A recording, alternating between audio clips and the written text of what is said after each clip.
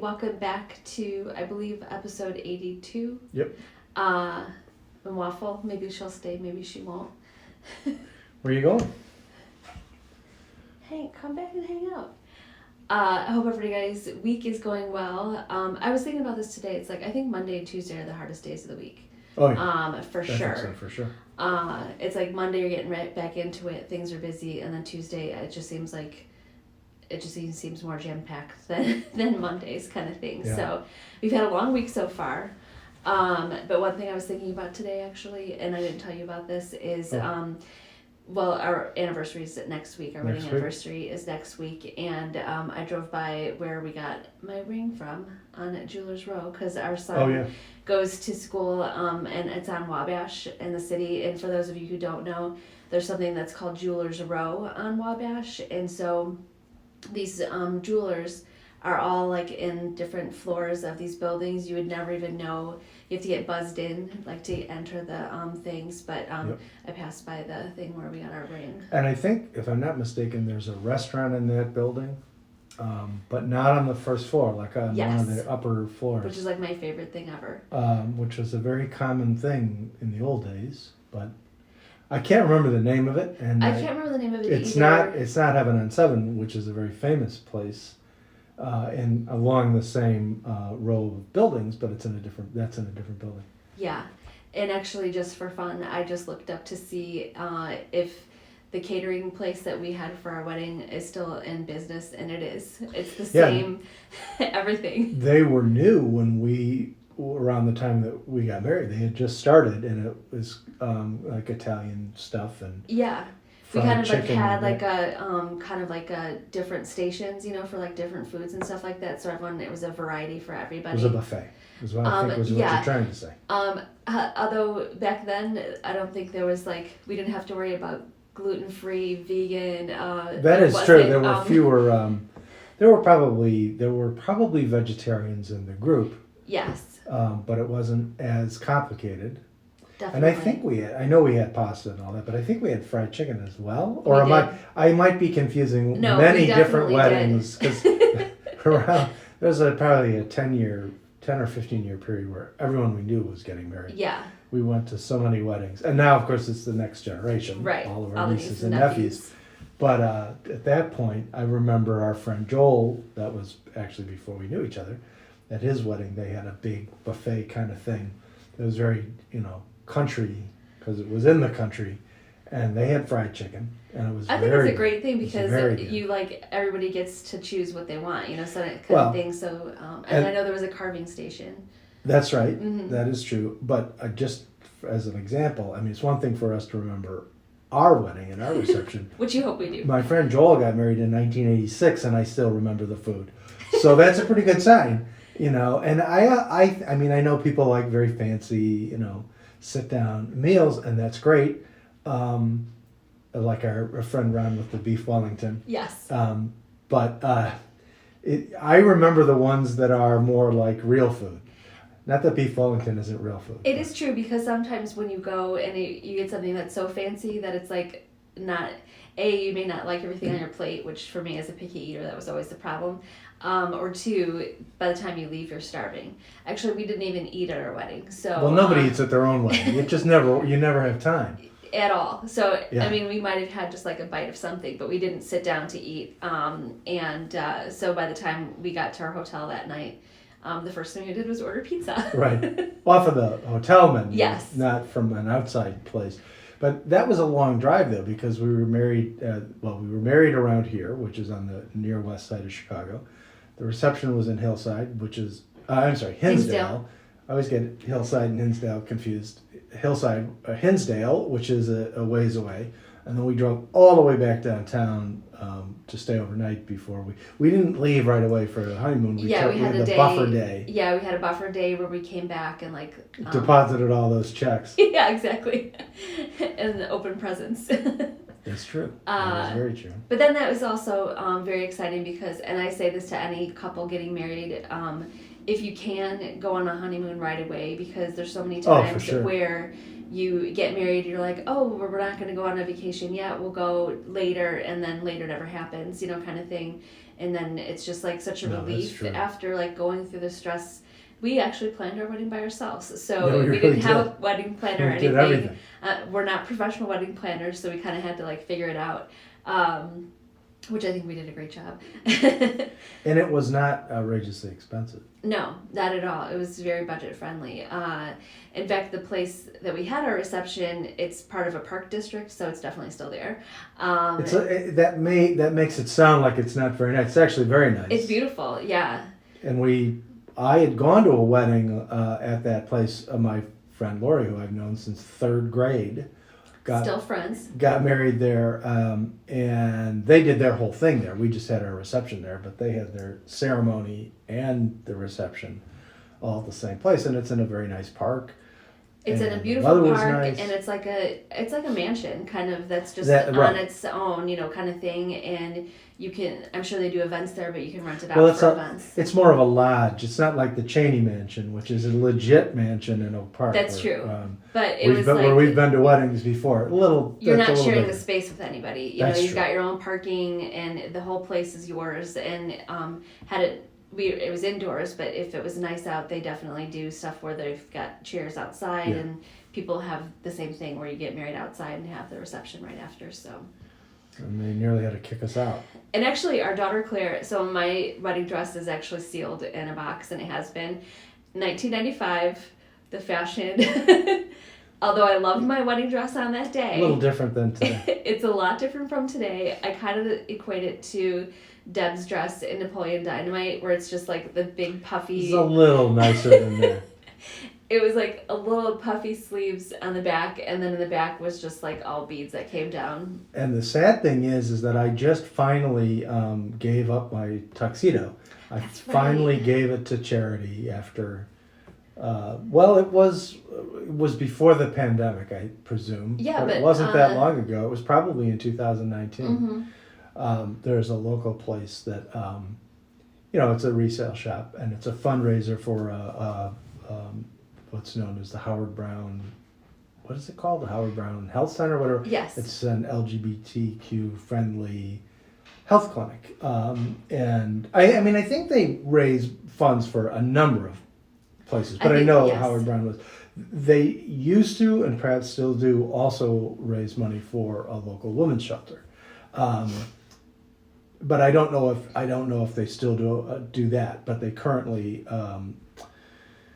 raise money for Howard Brown. I'm losing my train of thought. That was a beautiful tuxedo. It was a great somebody, tuxedo. Whoever got that was scored. The only problem is how fashion changes. So the lapels were probably a little bit wider than you'd want for today. But it was very nice. It was Joseph Abood. It was Just like very fancy. Just like in Seinfeld when he gets the jacket with the crest. Yes. Well, I was thinking that It came from Mark Shale, so you know that it cost too much and was very nice. Is Mark Steel still around? I don't know. I haven't heard that name thought forever. They may have closed down, but I could be wrong. I'm gonna guess that they're not in business. Well, through the magic of the internet, we can find out. But I was thinking It was that a very nice place. I could open it from the sealed box, because it's not like anybody's gonna want to wear it, or maybe it could be made into like another dress or something like that. But so Claire could try it on. I don't know. They're on the internet, so presumably Mark Shale's. Oh. So yeah. Anyway, that's neither here nor there. Yeah. But it's also like when you think back about how many choices you have to make when planning a wedding, and like just how the wedding cake even was like a big deal, kind of like just figuring out like what. And didn't it start to tilt a little bit? It did. At the reception. It wasn't. It was very nicely made. Next week like we're going to do something good for our actual anniversaries on Thursday. We normally do our show on Thursday. A week from Thursday. Not Today's this Tuesday. Yeah. Tuesday has no feeling. That's true. But so we'll break out some pictures that we have from our wedding to show you. Although, if you recall, we'll have to. We don't want to give away. But if I remember correctly, the actual professional photos, were not that great. Correct. And here was my beef with the. Do you want to reveal all this now, or do you want to wait until? We'll wait until next time. But yeah, there's an issue about there are the many pictures. stories. Yeah. Yeah, there are some. That was a bizarre. That was a whole bizarre thing.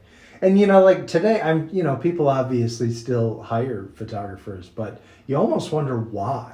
Well, Because now, with all the cameras and I everything. know, and now it's a shame that like all the things that are like just the videos, that people do that they do, and they make almost like a movie of your day, where they Yeah. just like kind of it's like so amazing, but that wasn't really a thing that was that popular back then, and It was a lot simpler. It was definitely a lot you simpler. basically just got married and threw a party. It wasn't really. and just mailed invitations. Yeah, right. And we didn't use the cheap ones, so. It's neither one of us. So you're still alive? I'm still alive because I didn't lick the envelopes. Right. That's another reference from Seinfeld, in case you don't know. Restrained jubilation. Yes. But yeah, our cake did actually kind of, I'm not going to say it melted a little bit, but it was just kind of like a little bit off kilter. It was very tall, but it was. It tasted good. Yeah, we ate it. Yeah. Didn't stop us. That was probably the only thing we ate. And we did save the topper and eat it. We put it in our freezer and we ate it later. That is true. Probably on our first anniversary. We probably did. Although. Which is. Which I was 9 months pregnant. No. 8 months.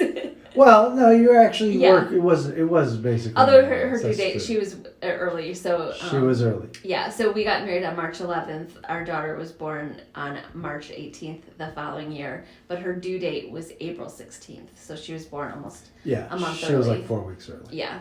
So it was similar to when my parents got married. They got married in June, as people used to do, and my oldest sibling was married the following April.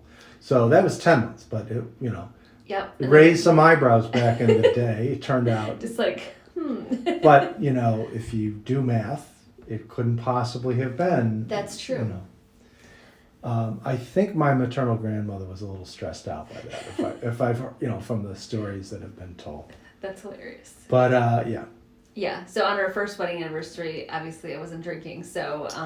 But and we went to Italian Village though. We if I'm did. not mistaken. We did. Yeah. was So all right. another classic restaurant in Chicago. Great I just restaurant. actually read today that they're going to start opening restaurants to 50% capacity or 50 people, whichever is less. Right. I Yeah, it think would have to that's- be whichever is less. Yeah. Right. Because if your capacity was 25, they wouldn't let you have Although 50 people. the funny thing is, they said if you're in a bar and you're like sitting at a bar, you have to be 6 feet apart. So and there can't be more than 6 feet. Right, So there's like, something- but how long are bars? Sometimes you'd probably have 2 people, Right. or 2 groups of people up there. But according to legend, and I guess this is some dispute, I always thought this was just an established fact, but apparently there's some dispute about this. But according to legend, the Italian Village invented chicken Vesuvio. Yes. So there's that. And actually, when we go there, I normally get the baked masticholi because it's just Yeah. like all bubbly. Well, the with tons of bolognese, cheese. that's good. The bolognese is really good. Of course, we haven't been there in ages, so the I things know, could and I have never changed, really but it's a think great my restaurant. office is a couple blocks from there. I've never gone during lunch. I don't even know if are they open during lunch? Probably. Well, they were years ago. Yeah. I don't know. I'm sure they are because for like if you're I used to. taking people out for lunch for. Right. Oh yeah, in fact, when I was working in a firm and on the hiring committee, and we would bring people there for lunch from time to time. Although it was always, you had to go to like the most expensive places, which Yes. Italian Village is not. I mean, it's not No. inexpensive, but it's not exceptionally expensive. And one of the partners in the firm that I was working for had set up a recruiting lunch there, and some people sort of raised their eyebrows. Because they didn't think it was fancy enough. And I'm like, are you kidding? The food is amazing, so And- it's not like somebody would say like, "Oh, this is horrible." And it's good because people who are Italian will recommend it. Yes. So it's not just some touristy So were they place. thinking that it wasn't impressive enough? I Like, guess. yeah. I don't care. The food was good. I'm And I sure. think that in today, if you were taking someone to, a recruit to lunch and you went there, no one would, people would think that was completely normal. But Yeah, and it's not like you're going to compare It was the offers like, 90s. well, these people took me out to lunch here, these people took me out to lunch here. Yeah. I'm sure that wouldn't sway. Well, it was not then. It was probably late 80s. And in fact, you know, we went to, you know, I was involved in recruiting for a while, so we'd go to all the different, you know, better known restaurants. And I got to tell you, you know, a lot of them were not as good, even though they were, I mean, you know, we go to the Everest Room. I mean, it's fine. It's a nice, fancy restaurant with a great view. Nick's Fish Market was always a favorite. Oh, yeah. Gene and Giorgetti's, you know.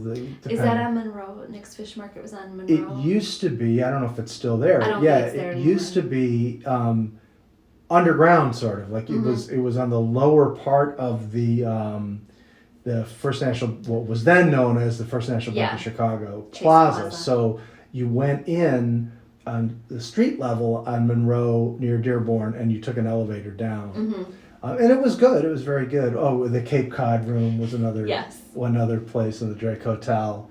I don't know, but you know,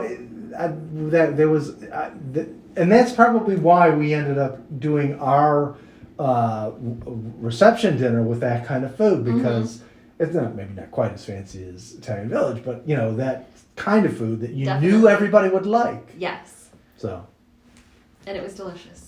It was very good. But I thought it was funny that there were still, all those places are still. So if you need any recommendations for a venue or catering in the Chicago area. Well, we did not have live music because my brother Tom had been in bands forever, and I obviously wasn't going to ask him to play at our reception. He was the best man. Right. So that would have been Bruce Springsteen weird. wasn't available. Bruce wasn't available. And I was not going to hire some wedding band and subject my brother, a legit artist, to, so we just recorded all the music. It was all on cassette tapes. And it turned out great. I mean, it was like a great lineup, and people had a great time and danced the whole time, including us, so that was fun. Yeah, that was the last time.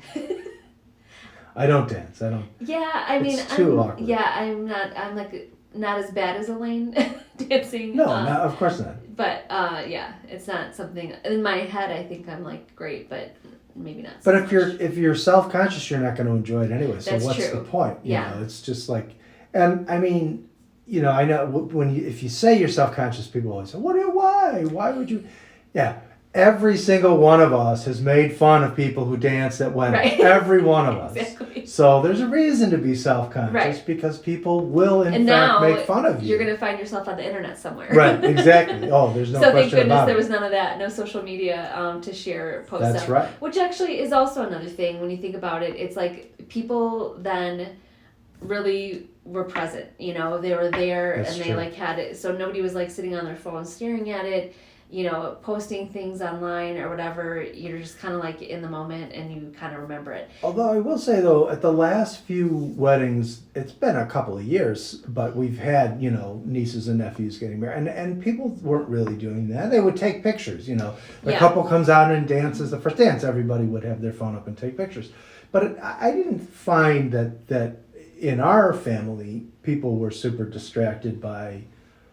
maybe it's because some of us are old. I do know a friend of mine who got married, and a guest at their wedding posted pictures of them actually getting married before they're there, so they didn't have a chance to do that. But she was really mad at that the person was like without asking, just like shared pictures before anybody could have had a chance to like do their own. I could kind of see both sides of that in a way, because I could see you not really, it wouldn't necessarily occur to you, because people take, we go to concerts, we'll take a couple pictures, post them on Facebook or on Instagram or whatever, and you don't really, because it's an event that you're at, you kind of document it a little bit. Right, but it's not like as personal as... Right, exactly. I could also understand why the couple would be a little bent out of shape, because especially now, because people try to control every little, and I don't mean that critically. Yeah. It's a big deal, so I get it.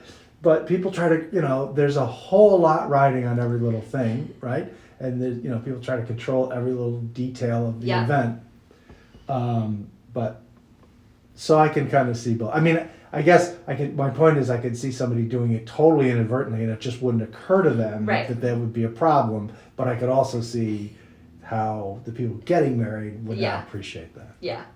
and being tagged before they even get Yeah, to the right. the You're thing. you're It's like, sitting what there, is and all of a sudden happening? you're getting notifications Yeah. popping up on your phone. What is going on? And comments and stuff like that. So Um, thank goodness that wasn't around, so we didn't have to worry about that. I do have to point out one other thing, totally unrelated. No, it's Today, fine. today is Lou Reed's birthday. Oh, He was born 1942, so that would make him, what, 79, yes. right? He died in 2013, I guess.